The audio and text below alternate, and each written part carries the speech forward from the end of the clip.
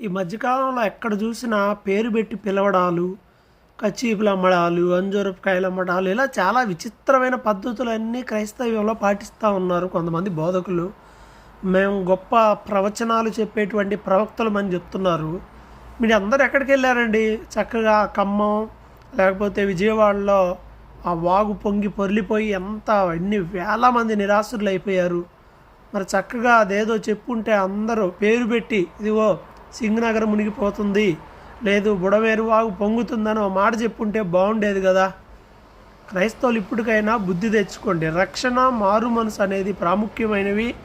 అద్భుతాలు, స్వస్థతలు మిగతాయన్నీ అవసరాన్ని బట్టి దేవుడు చేసేవి. అంతేగాని అక్కడికి వెళ్తే ఇదవుద్ది, ఇక్కడికి వెళ్తే ఈ పిచ్చివన్నీ ఇప్పటికైనా మానుకోండి.